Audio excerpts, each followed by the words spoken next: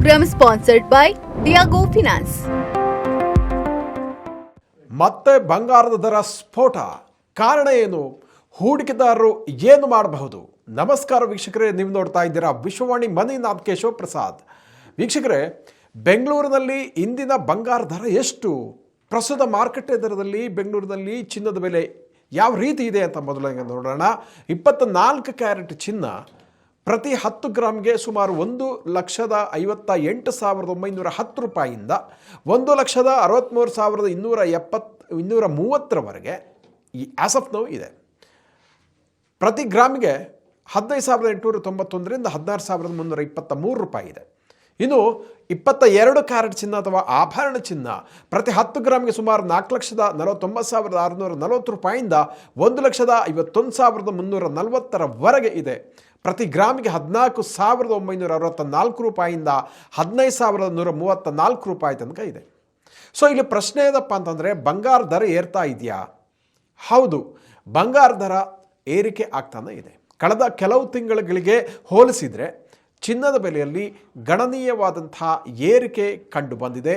ಜಾಗತಿಕ ಮತ್ತು ದೇಶೀಯ ಮಾರುಕಟ್ಟೆಯಲ್ಲಿ ಇದು ಸತತವಾಗಿ ಹೊಸ ಗರಿಷ್ಠ ಮಟ್ಟದತ್ತ ಸಾಗ್ತಾ ಇದೆ. 2026 ಜನವರಿ 1ರಿಂದ ಆಗಸ್ಟ್ 25ರವರೆಗೆ ಚಿನ್ನದ ಬೆಲೆಯಲ್ಲಿ ಆಗಿರುವಂತಹ ಅಂದಾಜು ಏರಿಕೆಯ ಒಂದು ಲೆಕ್ಕಾಚಾರವನ್ನು ನೋಡೋಣ.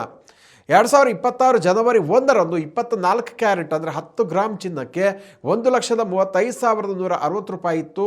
2026 ಆಗಸ್ಟ್ 25ರಂದು 24 ಕ್ಯಾರೆಟ್ 10 ಗ್ರಾಮ್ ಚಿನ್ನ ಬೆಲೆ 1,58,760ರಿಂದ 1,63,750 ರೂಪಾಯಿ ಇತ್ತು.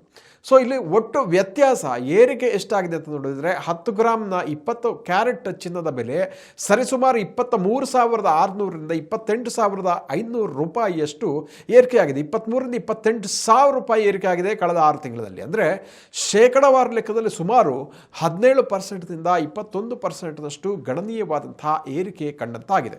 ಸೊ ಇನ್ನು ಬೆಲೆ ಏರಿಕೆ ಆಗಿದ್ರೆ ಪ್ರಮುಖವಾದಂತಹ ಕಾರಣಗಳು ಏನು ಅಂತ ನೋಡಿದ್ರೆ, ಜಾಗತಿಕ ಭೌಗೋಳಿಕ ಕ್ರೈಸಿಸ್, ಸೊ ಗ್ಲೋಬಲ್ ಕ್ರೈಸಿಸ್ ಉಂಟಾಗಿರುವಂಥದ್ದು, ಮುಖ್ಯವಾಗಿ ಮಧ್ಯಪ್ರಾಚ್ಯ ಹಾಗೂ ಜಾಗತಿಕ ಮಟ್ಟದಲ್ಲಿನ ರಾಜಕೀಯ ಅಸ್ಥಿರತೆ ಮತ್ತು ಸಂಘರ್ಷಗಳ ಕಾರಣದಿಂದ ಹೂಡಿಕೆದಾರರು ಷೇರುಪೇಟೆಯ ಬದಲಿಗೆ ಸುರಕ್ಷಿತ ಹೂಡಿಕೆ ಸಾಧನವಾಗಿ ಸೇಫ್ ಹೆವೆನ್ ಅಂತ ಪರಿಗಣಿಸಲ್ಪಡುವ ಚಿನ್ನದ ಮೇಲೆ ಹೆಚ್ಚು ಹೂಡಿಕೆ ಹಣ ಮಾಡ್ತಾ ಇದ್ದಾರೆ. ವೆಸ್ಟ್ ಏಷ್ಯಾ ಕ್ರೈಸ್ ಆಯಿತು. ಸೊ ಗೋಲ್ಡ್ ರಿಪಬ್ಲಿಕ್ ಅಂದರೆ ಈಗ ಸೆಂಟ್ರಲ್ ಬ್ಯಾಂಕ್ಗಳಿಂದ, ಕೇಂದ್ರ ಬ್ಯಾಂಕ್ಗಳಿಂದ ಖರೀದಿ ಜಾಸ್ತಿ ಆಗ್ತಾ ಇದೆ. ವಿಶ್ವದ ವಿವಿಧ ದೇಶಗಳ ಕೇಂದ್ರ ಬ್ಯಾಂಕ್ಗಳು ತಮ್ಮ ಮೀಸಲು ನಿಧಿಯನ್ನು ಬಲಪಡಿಸಲಿಕ್ಕೆ ದೊಡ್ಡ ಪ್ರಮಾಣದಲ್ಲಿ ಬಂಗಾರವನ್ನು ಖರೀದಿ ಮಾಡ್ತಾ ಇದೆ. ಇದು ಕೂಡ ಗೋಲ್ಡ್ ರೇಟ್ ಏರಿಕೆ ಆಗಲಿಕ್ಕೆ ಒಂದು ಕಾರಣ ಆಗಿದೆ.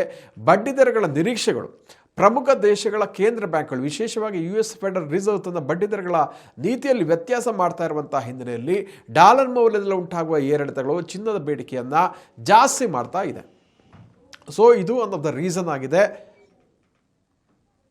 ಸೊ ಇದು ಇಂಪೋರ್ಟ್ ಡ್ಯೂಟಿ ಮತ್ತು ಸ್ಥಳೀಯ ಡಿಮಾಂಡ್. ಭಾರತಕ್ಕೆ ಚಿನ್ನವು ಹೊರ ದೇಶಗಳಿಂದ ಆಮದಾಗುವುದರಿಂದ ಜಾಗತಿಕ ಬೆಲೆ ಏರಿಕೆ ಮತ್ತು ಭಾರತದ ರೂಪಾಯಿ ಮೌಲ್ಯದ ಅಪಮೌಲ್ಯದ ಪರಿಣಾಮ ಕೂಡ ನೇರವಾಗಿ ಇದರ ಮೇಲಾಗುತ್ತೆ, ಸ್ಥಳೀಯ ಮಾರುಕಟ್ಟೆ ಮೇಲಾಗುತ್ತೆ. ಮದುವೆ ಮತ್ತು ಹಬ್ಬಗಳ ಸೀಸನ್ನ ಸ್ಥಳೀಯ ಬೇಡಿಕೆಯು ಕೂಡ ಈ ಬೆಲೆ ಏರಿಕೆಗೆ ಪುಷ್ಟಿಯನ್ನು ನೀಡುತ್ತೆ. ಸೊ ಇನ್ನು ಖರೀದಿದಾರರು ಹಾಗಿದ್ರೆ ಹೂಡಿಕೆದಾರರು ಏನು ಮಾಡಬೇಕು, ಏನು ಮಾಡಬಹುದು ಅಂತ ನೋಡಿದ್ರೆ, ಆಭರಣ ಖರೀದಿದಾರರಿಗೆ ಒಂದಷ್ಟು ಸಲಹೆಗಳನ್ನು ತಜ್ಞರು ಹೇಳ್ತಾ ಇದ್ದಾರೆ. ಅಂದರೆ ನೀವು ಒಟ್ಟಿಗೆ ಖರೀದಿ ಮಾಡೋ ಬದಲು ಕೆಲವು ಹಂತಗಳಲ್ಲಿ ಖರೀದಿ ಮಾಡಿ. ಬೆಲೆ ಗಗನಕ್ಕೆ ಏರ್ತಾ ಇರೋದ್ರಿಂದ ಮದುವೆ ಅಥವಾ ಇತರ ಸಮಾರಂಭಗಳಿಗೆ ಒಟ್ಟಿಗೆ ಒಡವೆಗಳನ್ನು ಖರೀದಿಸುವ ಬದಲು ಹಂತ ಹಂತವಾಗಿ ಅಗತ್ಯ ಇದ್ದಷ್ಟು ಮಾತ್ರ ಖರೀದಿಸುವಂಥದ್ದು ಉತ್ತಮ ಅಂತ ತಜ್ಞರು ಹೇಳ್ತಾ ಇದ್ದಾರೆ. ಅದೇ ರೀತಿ ಶುದ್ಧತೆಗೆ ಅಥವಾ ಕ್ಲಾರಿಟಿಗೆ ಒಂದು ಕೊಡಿ ಅನ್ನುವಂಥದ್ದು. 22 ಕ್ಯಾರೆಟ್ ಆಭರಣಗಳನ್ನು ಖರೀದಿಸುವಾಗ ಕಡ್ಡಾಯವಾಗಿ HUID ಹಾಲ್ಮಾರ್ಕ್ ಗುರುತು ಇದೆಯಾ ಅನ್ನೋದನ್ನು ಖಾತರಿಪಡಿಸಿಕೊಳ್ಳಿ. ಜೊತೆಗೆ ಮೇಕಿಂಗ್ ಚಾರ್ಜ್ ಅದನ್ನು ಬಹಳ ಡಿಫ್ರೆಂಟ್ ಇರುತ್ತೆ. ಸೊ ಯಾವ ಮಳಿಗೆಗಳಲ್ಲಿ ಎಷ್ಟಿದೆ ಅಂತ ಒಂದು ಹೋಲಿಕೆಯನ್ನು ಮಾಡಿ, ಇದರಿಂದ ನಿಮಗೆ ಉಪಯೋಗ ಆಗುತ್ತೆ ಅಂತ ತಜ್ಞರು ಹೇಳ್ತಾ ಇದ್ದಾರೆ. ಇನ್ನು ಹೂಡಿಕೆದಾರರಿಗೆ ಏನು ಸಲಹೆ ಅಂದರೆ, SIP ಪದ್ಧತಿ ಅನುಸರಿಸಿ ಒಟ್ಟಿಗೆ ಏಕದಮ್ ಲಂಸಮ್ ಆಗಿ ಅಮೌಂಟನ್ನು ಇನ್ವೆಸ್ಟ್ ಮಾಡೋದ್ರ ಬದಲಿಗೆ ಒಂದು ದೊಡ್ಡ ಮೊತ್ತವನ್ನು ಒಂದೇ ಬಾರಿಗೆ ಹಾಕೋದ್ರ ಬದಲಿಗೆ ಗೋಲ್ಡ್ ETF ಅಲ್ಲಿ ಕಂತುಗಳಲ್ಲಿ ಕಟ್ಟಿ, SIP ಮೂಲಕ ಕಟ್ಟಿ, ಮ್ಯೂಚುವಲ್ ಫಂಡ್ಗಳ ಮೂಲಕ ಸಿಸ್ಟಮ್ಯಾಟಿಕ್ ಇನ್ವೆಸ್ಟ್ಮೆಂಟ್ ಪ್ಲಾನ್ ಮಾದರಿಯಲ್ಲಿ ಇನ್ವೆಸ್ಟ್ ಮಾಡುವಂಥದ್ದು ಒಂದು ಜಾಣ್ಮೆಯ ನಡೆಯಾಗುತ್ತೆ. ಇದು ಮಾರುಕಟ್ಟೆಯ ಏರಿಳಿತಗಳ ರಿಸ್ಕನ್ನು ಕಡಿಮೆ ಮಾಡುತ್ತೆ ಅಂತ ತಜ್ಞರು ಹೇಳ್ತಾರೆ. ವೀಕ್ಷಕರಿಂತಹ ಮತ್ತಷ್ಟು ಉಪಯುಕ್ತ ಮಿತಿಗಳಿಗೆ ಸೊ ಇನ್ನೊಂದು ಪಾಯಿಂಟನ್ನು ಹೇಳಿಕೆ ಮರೆತೋಯ್ತು, ಹೂಡಿಕೆಯ ಮಿತಿ ಇರಲಿ ಅನ್ನೋದು. ನಿಮ್ಮ ಒಟ್ಟು ಪೋರ್ಟ್ಫೋಲಿಯೋದ 10-15% ಹಣವನ್ನು ಮಾತ್ರ ಚಿನ್ನದ ಮೇಲೆ ಇನ್ವೆಸ್ಟ್ ಮಾಡೋದು ಉತ್ತಮ ಅಂತ ತಜ್ಞರು ಹೇಳ್ತಾ ಇದ್ದಾರೆ. ವೀಕ್ಷಕರ, ಇಂತಹ ಮತ್ತಷ್ಟು ಉಪಯುಕ್ತ ವಿಡಿಯೋಗಳಿಗೆ ವಿಶ್ವವಾಣಿ ಮನಿ ಯೂಟ್ಯೂಬ್ ಚಾನಲನ್ನು ವೀಕ್ಷಿಸಿ ಮತ್ತು ಸಬ್ಸ್ಕ್ರೈಬ್ ಮಾಡಿ. ವಂದನೆಗಳು.